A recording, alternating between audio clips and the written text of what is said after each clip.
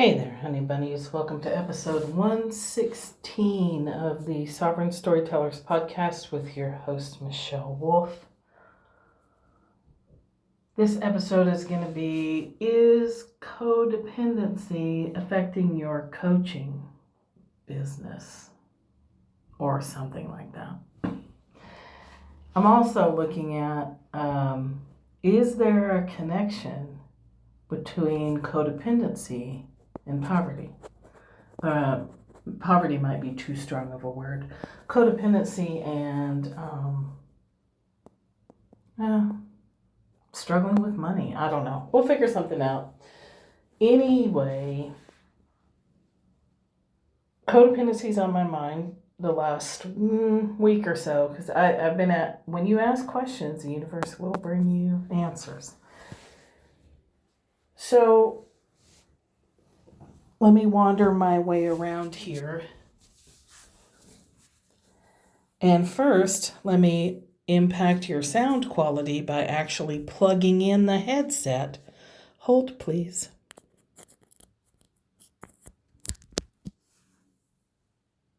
Okay, so the sound is probably different now. Je désolé, I screwed that up. Okay, anyway, whatever. I'm sure you can handle it. So I ask a lot of questions because, as anybody who's listened to me for 5 minutes knows, that struggles with money is a life theme for me from birth to now. And it's never made sense, and I take all the courses, and the people coaching me don't understand, and I've had people analyze my stuff, and it all should be working, and it's not. So lately I've been asking the question, either, please show me, what am I missing here?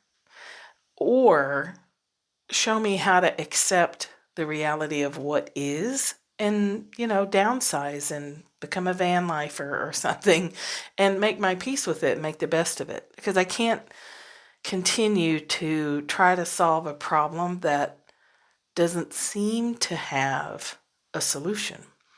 And despite what we've been told, there are experiences we're here to experience, and we have influence over them to a certain degree. But on a soul level, we do have an agenda when we get here, and then we have free will, or it turns out to be harder than we thought, and we don't complete that agenda for whatever reason. But anyway, I was like, well, I gotta get some sort of resolution to this.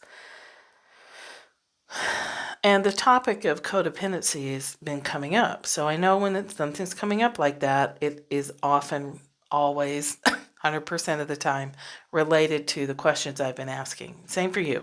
When you're asking a question, the answer or an aspect of the answer is not going to show up in a here's your answer kind of way. Because if you were able to hear the answer directly, you would have already done that. You wouldn't be having to ask the question out of this place of a blind spot. You know you're in a blind spot. It's confusing. You can't figure it out. You think you figure it out, but you keep coming right back to the same place, just circling, chasing your own tail. That kind of situation. The answer can't come at you directly. If it could, it would have already.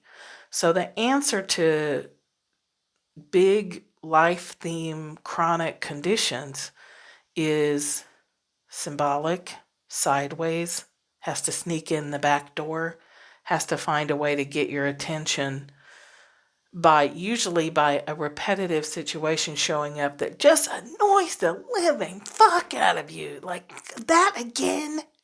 Really? That person again with a different face? The same damn theme showing up again? What? So pay attention to that stuff, because that is an answer to a question you've been asking. It may not be the answer, because there's usually not just one, here's your answer to complex chronic life theme soul level stuff. It becomes in pieces, and you get the fun / aggravation of trying to put it together. It's awakening, right? We have those Satori moments where slam, we get hit by lightning and we're awake for 30 seconds and then we fall asleep again and then we're awake again and we fall asleep again. So asking questions is a dangerous thing. It starts to bring you information that you may or may not really want.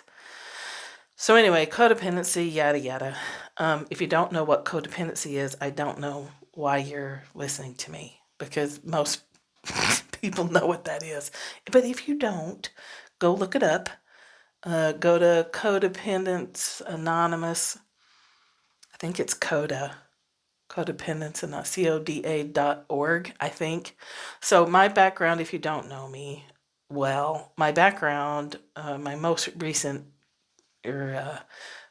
focus of another theme through my life is addiction and addiction treatment. And I specialized in trauma and addiction treatment when I was a therapist. And there's a big connection between trauma and addiction. So I worked with a lot of families who needed a lot of resources about codependency. And that shows up in my own life where I'm always trying to save those flippin' addicts, right? I know this. I know this. And also, I've been getting glimmers that I need to explore that more deeply. And the other day I was washing dishes and I thought, you know what? I think I have a codependent relationship with this planet. I heard someone on TikTok say that there's a wait list on a soul level, that there's a wait list to come to Earth because Earth is unique and every experience here is completely unique. You can't get it anywhere. You can have other experiences in the universe, but not like here. And I was like, really? Is there really a wait list? And I kind of felt into that. And I was like, yeah, I could believe that. I love this world. I love the people. I love the places and all the things. And there's that transition time in the morning from, dawn to daylight. And then in the evening from dusk to sunset. In photography, it's called the golden hour, and it's my favorite time to take pictures of people and places, animals and whatnot. Everything looks more beautiful in that hour before full dark. The light is just incredible. So when I notice that, sometimes it can bring me to tears, like I'm a total mush face from a soul level about this planet. And I do have a gate in my chart that's the love of humanity and the spiritual love of humanity and all this stuff. So I thought that, like, what if I'm codependent on this planet? And I keep coming back like I've taken a Bodhisattva vow, which on the surface sounds cool. So a Bodhisattva vow is the theory that people take that vow, spirits take that vow, Kuan Yin has taken that vow, that we keep coming back until everybody is enlightened. Like we don't give up. We keep coming back. I'm going to use the word save, but that's not exactly what I mean. We keep coming back until everyone is awake and enlightened. And I think about that and I'm like, that sounds really noble. And it also sounds deeply codependent. What if people don't want to be saved? Now, I channel a group of entities and their spokesperson's name is B. B-E. And there's many layers of B. I just call him B for now. And he says, for the group, over and over and over again to me and almost everybody who gets a reading, which you can get a reading on the website, insert commercial here, thatmichellewolf.com/crystal report. You can get your own reading from them. But they're often saying that there is no moral agenda, there is no karma, there is no right or wrong. This is a place where souls come to embody and gather experiences. It's a little like Six Flags. Six Flags over Earth. If you don't know what Six Flags is, it's an amusement park. So like Disneyland, where you go to scare yourself half to death and have these exhilarating experiences and eat too much food and get sunburned and throw up. And then you're like, again, let's do it again. So,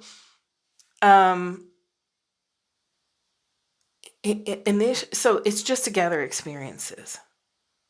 That's a hard pill to swallow if you're on I'm going to keep incarnating until everybody is awake and enlightened. First of all, we don't even know what that means for ourselves. We don't know what that means. We also don't know what's right for everybody else.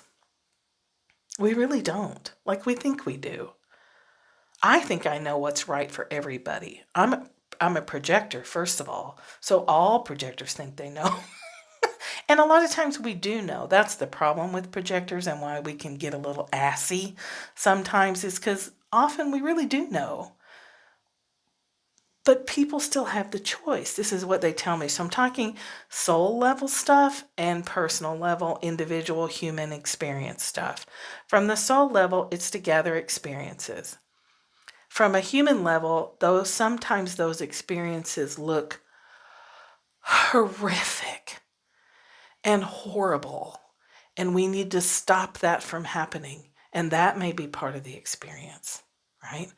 People being offered a life raft of a vaccine and saying no to it, that may be their experience, right? That doesn't mean that on a human grandmother level with 2 7-year-old girls at risk from variants and, they can't take the vaccine yet. From that perspective, I get real, real mad. From a soul perspective, it's like, do I trust or not? Do I trust the information that we're here to have experiences? And one of those experiences might be not being able to be vaccinated and catching COVID.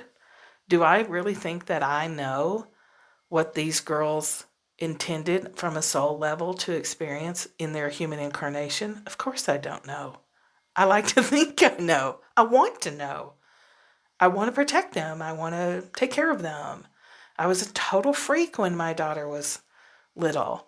She didn't get any vaccines until she was 13. And then she got another round when she was wanting to work in a nursing home, and you had to have the hepatitis series.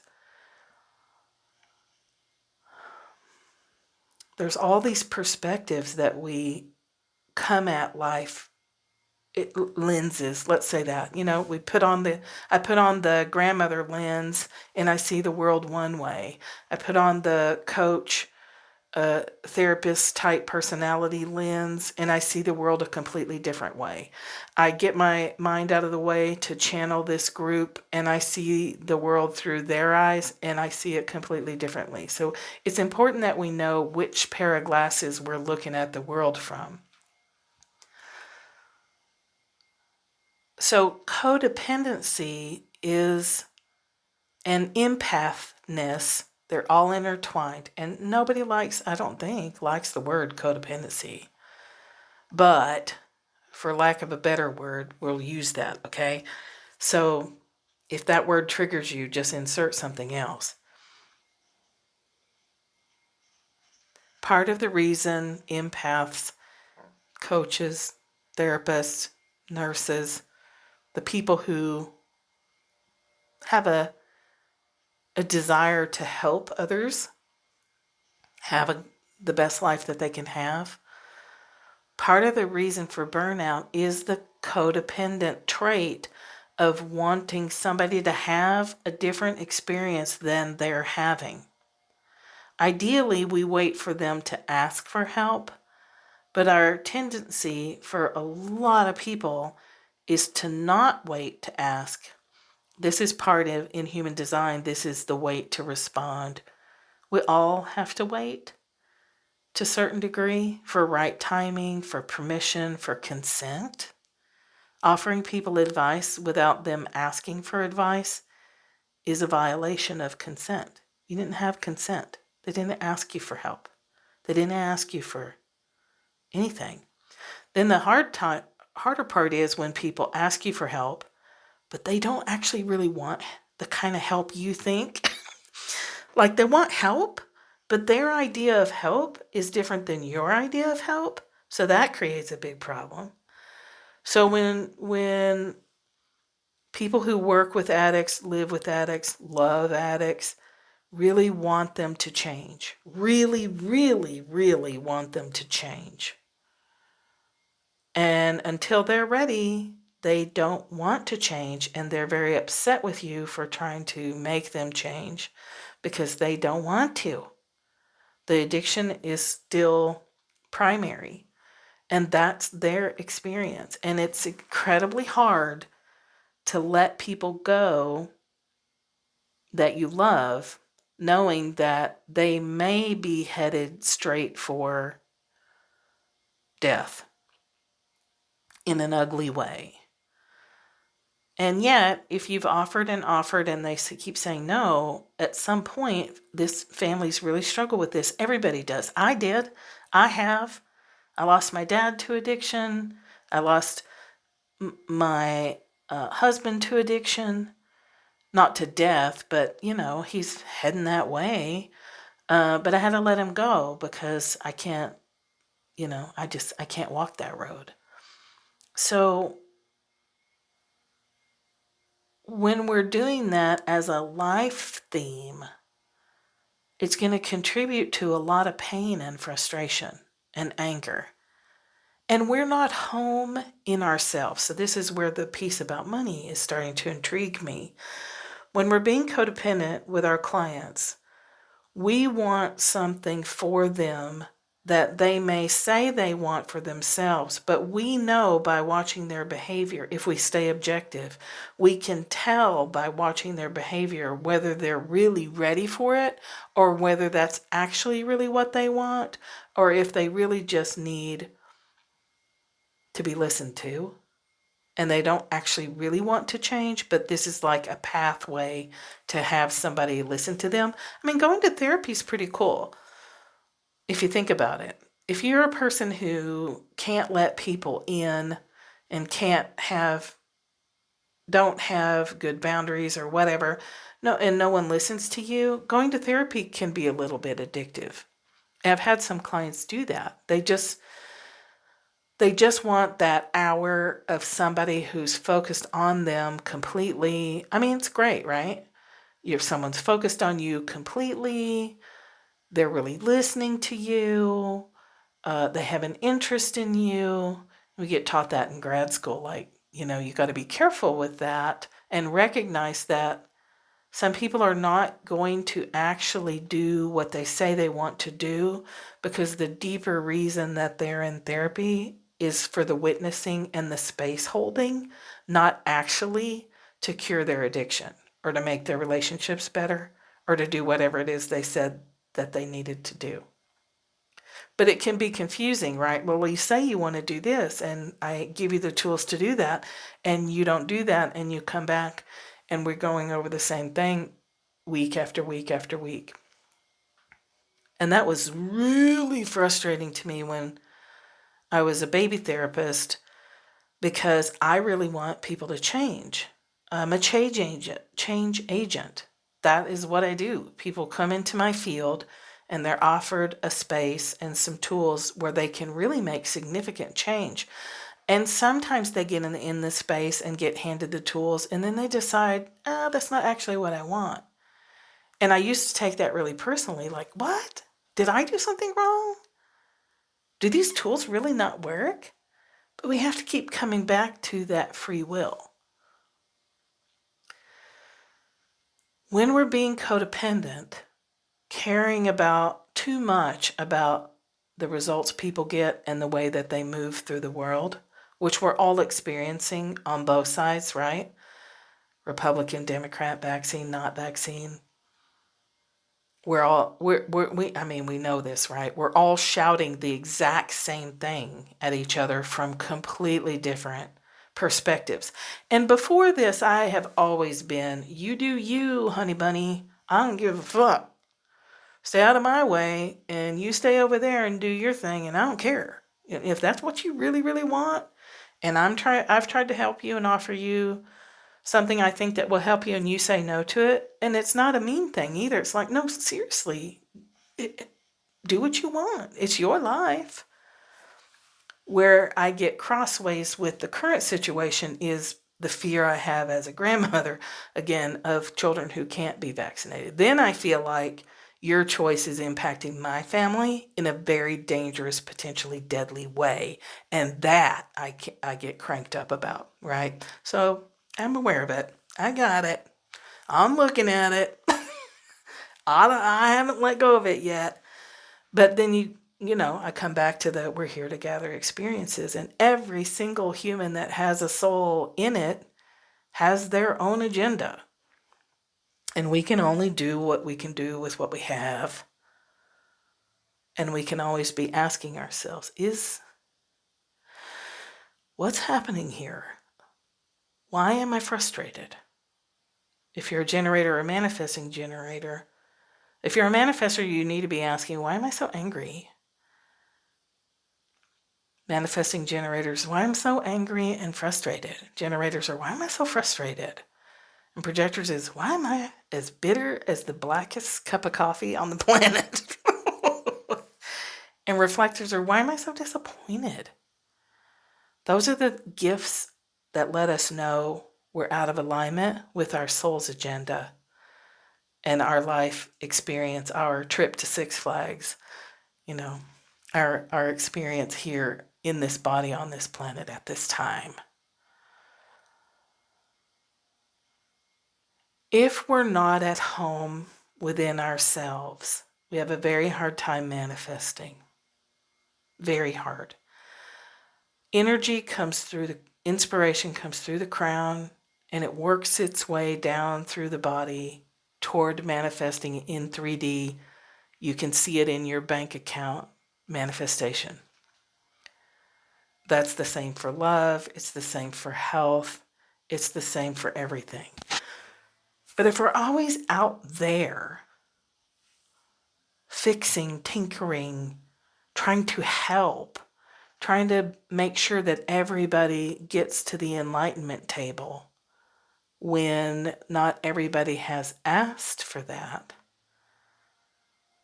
we're not in our body. We're not embodied. We're not fully present and connected to the divine. A big part of why AA, Alcoholics Anonymous, and NA, Narcotics Anonymous, and OA, and all the A's works is the premise is the reason you're struggling is you're disconnected from the divine. And the divine can be a pine forest. It doesn't have to be God. It's definitely nothing religious. But we leave ourselves thousands of years, every piece of recorded history, somewhere we leave ourselves a breadcrumb trail that says you got to do something every day and you've got to be connected to God or your life is not going to work. All of it comes back to that. You've got to be mindful and aware. I hope y'all can't hear that leaf blower. I've got a neighbor who is in love with his leaf blower, and every day he's out there blowing. And you can hear that in whatever way you want. Super annoying. I'm going to try to tune it out. I hope you can't hear it. Anyway, all of our texts, all of our oldest surviving documents, you've got to be mindful. You've got to be present. You've got to pay attention to God or nature. Everything tangible has a spirit in it. If you're an animist, which I lean more toward animism. I would say I'm an omniist with an animist leaning. Can you be an omniist with an animist tinge? Whatever. You've got to be connected to the divine, and you have to have a daily practice, whatever that is. The problem is, if your daily practice is beginning to drink as soon as you get out of bed in the morning, you never have a life that works. Now, let's say from a soul's perspective, that's what you intended. You intended to experience a life where nothing, air quote, works. And everybody outside of you is like, dude, your life is fucked up. your life ain't working. But from a soul perspective, like, it's working just fine. This is what I meant to do. I'm doing what I meant to do. Get out of my way. That's hard. It's hard for the people who love you to watch you do that, when from a human perspective, we think it should be different. This is the fight against reality. But when we're out trying to fix anything, we're not at home. We're not connected to the divine. We're not asking ourselves, okay, which set of glasses do I have on today? How am I looking at this person? Am I looking through, I want you to be different so I don't have to feel what you're feeling because I'm an empath? Am I looking through the lens of, I don't want you to do what you're doing because I have an investment in 7-year-old twins and I don't want your decision fucking them up? Am I looking at the world through a soul level lens that says everything is happening exactly as it should be, and you need to tend to the, the log in your own damn eye first? Hello? The Bible is full of interesting facts. We really shouldn't be bitching about the speck in our brother's eye while we're got a giant log sticking out of our own eyeball that we're ignoring by focusing on our brother's speck in the eye. Do you see the circle that this creates? It's this weird little tangle. So if you're struggling with money, it may help to shift the focus from money and ask yourself, where am I too invested in the world outside of me and my soul's journey? Where am I spending my day focused out there, telling people I can help them, trying to get my offers in front of more people because I can help you, trying to put this thing out there because it will help you, it will help you, it will change you, it will give you what you say you want. There's so much effort in that. If you're trying to put a business out in the world, there's that much effort in it and things aren't changing, there's something else going on. You're actually not doing the work that you think you're doing, and that can happen. Like, I've done time tracking and realized, like, oh, I'm not actually working as hard as I think I'm working. I'm working real damn hard in my head, but I'm not actually doing the activities that I think I'm doing. That can happen. Or you think you have the solution for your problem and other people's problems, but you don't. There's a codependent energy. I want you to change so that I can fill in the blank. People do this in relationships all the time. Well, if he would just lose weight, well, if he would just stop drinking, well, if he just made more money, or she or they or whatever, if this, then that. If something outside of me was different, then I could fill in the blank. You out there are stopping me from this thing that I want. Codependence and addicts mirror each other. It's the same thing. It's outside of your body looking to change something out there so that you can have something in here. When we know it's the opposite, when you really do want to change something, it has to start inside and then the outside changes. We know that, but we have it backwards all the time. Stop doing that thing so that I can do this thing. You stop being you and having your free will so that I can have my free will. I'm codependent with the cats. Absolutely. Absolutely. I won't let them go outside because I can't handle the anxiety. So I go through all this time and expense to make sure that they have access to the outside, but they're contained. Because if I let one of them go and he doesn't come home, I'm going to torture myself the rest of my life. I know that about myself. I will torture myself. Why did you let him out? What happened to him? Or if he ends up pancaked on the road and I know what happened to him, I don't know which one would be worse. Knowing that he got pancaked and I let him out there to become roadkill or disappearing and me never knowing what happened to them. When I lived in LJ in the woods and the cats would come through and we'd feed them for a while and then they'd disappear. I'm probably for the rest of my life, I'll wonder what happened to them. I'm weird like that. I get it. So I control that because I can't handle how it makes me feel to feel responsible for something that then I don't know what's happening, right? All control is based in fear, and addicts and codependents are highly controlling. So we're really afraid. We're afraid we're not going to get what we want. We're afraid we're going to be put in charge of something and then fuck it up so bad that it can't be fixed. We're afraid that we're never going to get it right, and then we're going to go roast our asses in hell, which isn't true. Let me just insert that. But maybe it's your experience to believe that that's true. I don't know. We always have to come back to, I don't fucking know. I don't know.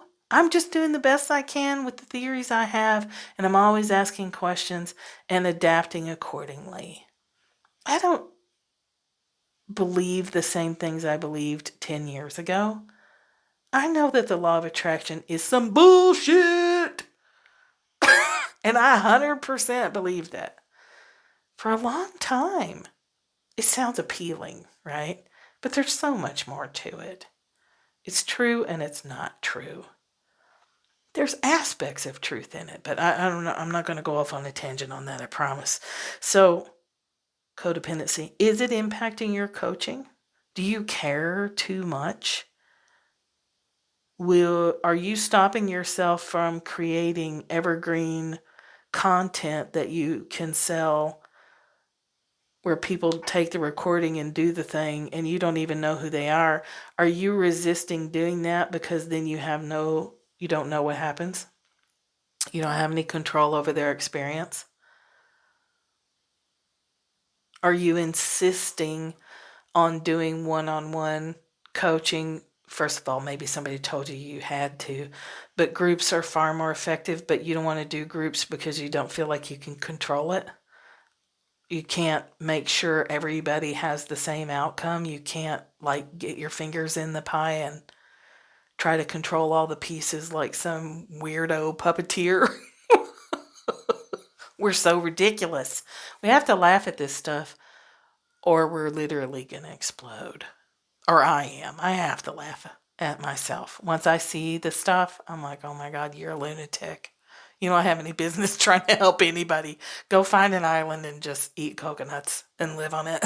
Get out of everybody's way. Okay, so you're not at home. If you're struggling with money, I promise you, one way or another, you're not present in your body. And there's multiple reasons for that, and there's multiple solutions for that. But you're not at home. You're fighting with reality somewhere in your life. You're doing the if this, then that. If this were different, then I would be different. If this were different, if you were different, if they were different, then my life would be okay and I wouldn't have to feel so irritated, so annoyed, so bitter, so angry, so disappointed, so frustrated.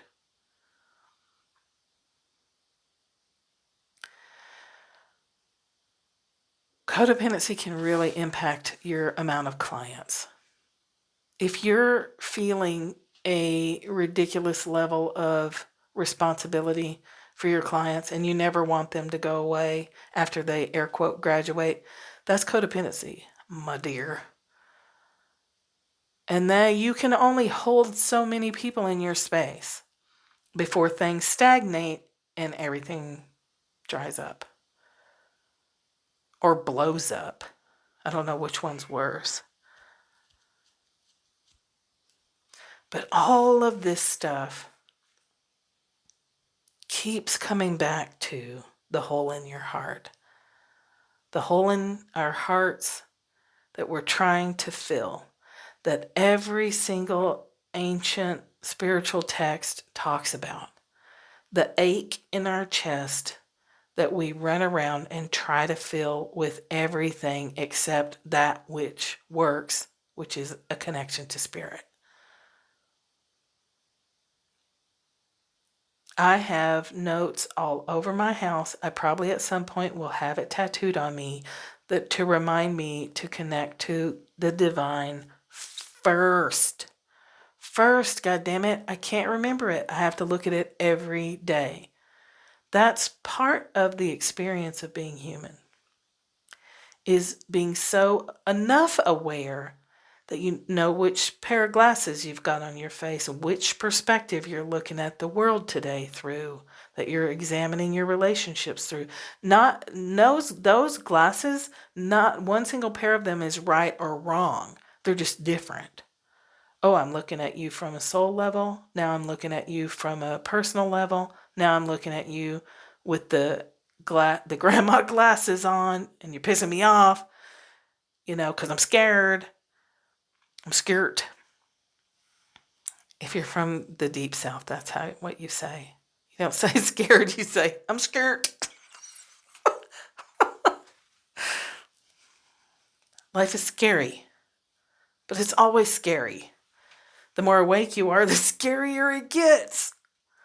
Until you finally are like, I don't know what the hell's going on around here. I better tend to the ache in my own chest.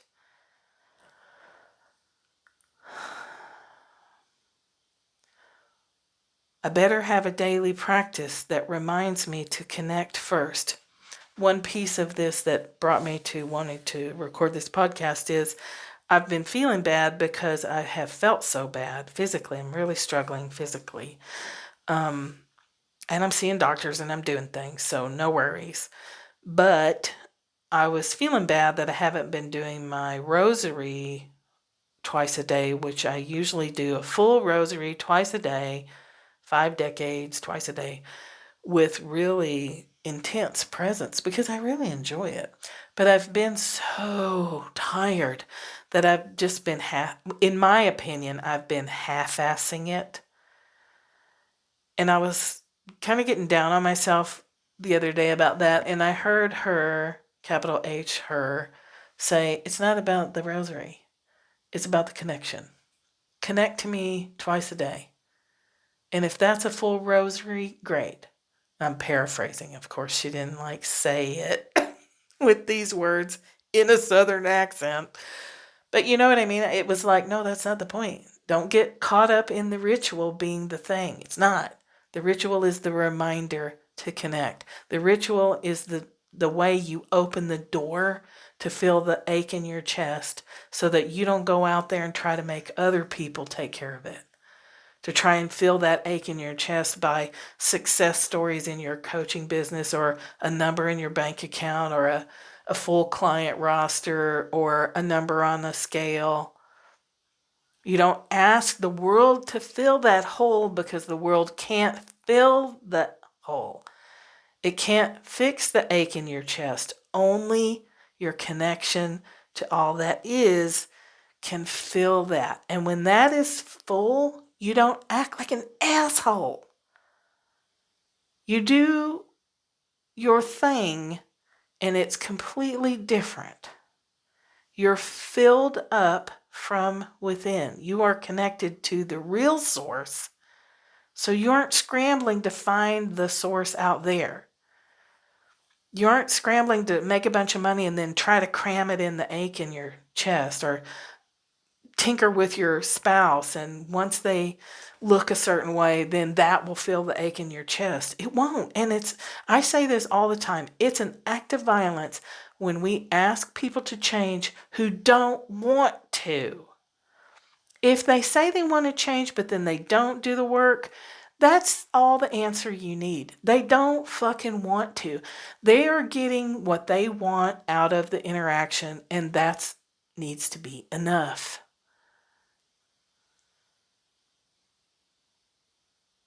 If a person keeps going to therapy and saying, I want this different, and then they don't do the work in between sessions and they come back and tell you the same damn thing, your choice is to be codependent and get frustrated about that, or to be like, oh, I guess they're getting something. I've done my job. I've confronted this. I've said this. I've given the tools, I've offered, harm reduction strategies if the person is an addict or whatever, like, here's how to keep going, but please don't kill yourself. Give yourself time to want something different. You check yourself and make sure you've done everything that you can do, and then you release them. And if they keep coming to therapy and talking about the same old story, you just hold space. Oh, I guess my job is not to help cure the problem they say they want to cure. I guess my job here is just hold space and let them do whatever it is they need to do, because I don't fucking know. I don't know. A lot of you know that I always say a prayer before every session. Please get me out of the way, and angels and Team Invisible and everybody come from their side and my side, and let me open a little bubble in the space-time continuum, and let's get in here and let whatever happens happen. I do that every time. And I still find layers of where I want for you what you say you want for you. I want for you what I think is good for you. Mad codependency. I want you to stop doing that so that I don't have to feel your pain. Now, I don't say this in coaching sessions because I really do, and I don't feel that way in coaching sessions either, or as a therapist, because I really do set myself out of the way. In a session, it's pure space holding, and I'm there, but I'm also not there, which is why a lot of times I don't remember. I don't remember when I'm channeling Be in the Gang. I'll remember pieces, but I don't remember a whole lot. And people will say, oh, like in the reading. And I'm like, okay, I take your word for it because I don't remember. I get out of the way. But later I can get frustrated and be like, but they said they wanted this, and that kind of life would be so great for them. And I can see their potential, and la, la, la, la, la. Now, I always have to come back to, but you don't really know. So a Bodhisattva vow is noble and also massively codependent. And I just have to wonder if that didn't spring out of some codependent spiritual teacher. Like, is that really something that came from the goddess, or is it something we made up to make ourselves feel better about being codependent? We don't really know. Okay, so if you want your business to be different, if you want your relationships to be different, if you want anything in your life to be different, check that ache in your chest. Why do you want it to be different again? Oh, because this and that, and because Simon Sinek said if I knew my why, everything would be easy. Let me call bullshit on that one too. There's value in that. I'm not saying don't find your why, but I'm saying dig a little deeper and see if there's something else going on. Where are you outside of yourself? Often people's solar plexus is like 6 feet in front of them because that's where our energy goes out and we try to control. Follow my rules. The world's not supposed to look like that because when I was 7, I got completed my policy and procedure manual, and you're not following the rules. So we're out, tinker, trying to control. It's ridiculous. Where are you outside? Where are you arguing with reality? Where are you doing if this, then that? If you, then I? Where do you want something for someone that they have not asked your help with? Where do you want something from someone that they did ask your help with, but their behavior is giving you the more true answer of where they're really at. It's very common for us to ask for help with stuff, but unconsciously we actually want something completely different. Ask yourself, what percentage of the day am I out there and not attending to my connection with the divine first? All we have to do is connect. We can wrap it in a rosary ritual, which I really love. We can wrap it in chanting. We can wrap it in prayer. We can wrap it in a daily walk. We can wrap it in whatever we want. But the point is to remember, I need to feel myself first. I need to be connected to the divine first before I do anything else. Every text says that. Study every day.